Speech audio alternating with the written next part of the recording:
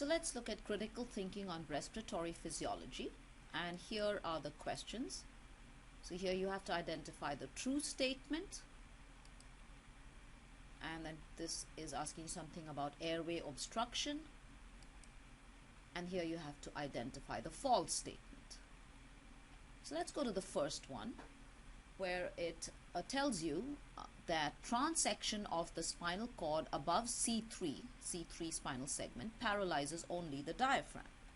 Now if you look at this, and let's take this as the spinal cord, and let's say these are the cervical segments, with this being C3 and C5, from where the diaphragm, the phrenic nerve emerges to supply the diaphragm.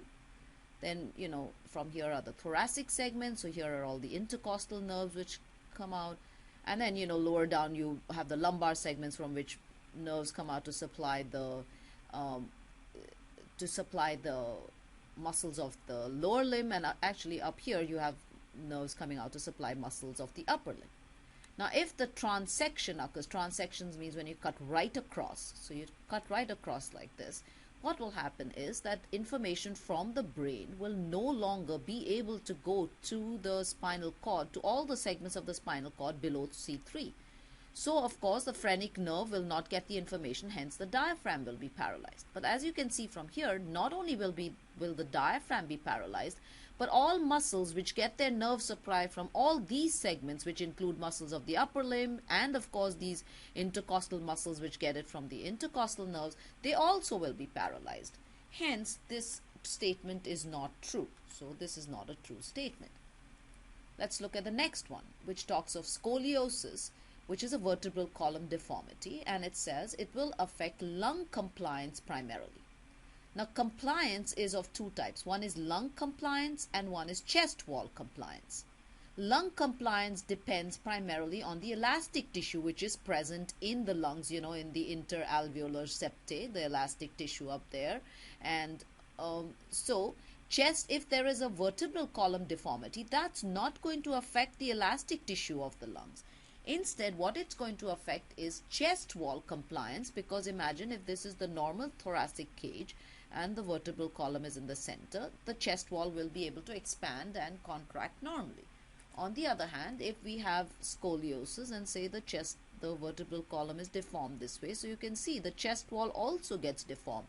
So then this is going to affect the movement of the ribs, because they are not properly because of the way the vertebral column is. So it is going to affect chest wall compliance and not lung compliance. Hence, this also is not a true statement.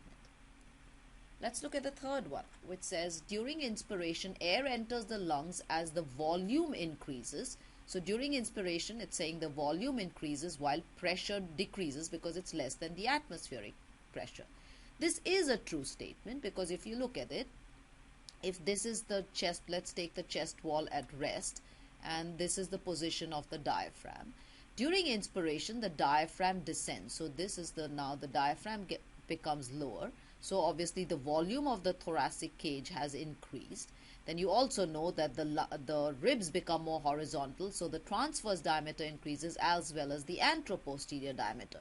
So now the lungs expand. When they expand, their volume increases. When volume increases, pressure automatically decreases, because we remember this from that law which says volume is inversely proportional to pressure. So when one increases, the other decreases. If this increases, this will decrease. So when the volume increases, its pressure decreases. So this pressure is now less than the atmospheric pressure. So therefore, air moves in from an area of high pressure to an area of low pressure. So air moves into the lungs. Then expiration occurs. So the diaphragm goes back to its original position, which is here. So now the volume in the lungs decreases, because the diaphragm is pushing up. So when the volume decreases, when this has become less, this becomes more. So the pressure increases. So the pressure is now more than the atmospheric pressure. So during expiration, air will move out. So therefore, in this statement, it says that during inspiration, air enters the lungs as the volume increases, which is true, and the pressure decreases, which is true. So this is a true statement, and this is the correct answer. But let's go on to the next one, which says alveoli are part of dead space.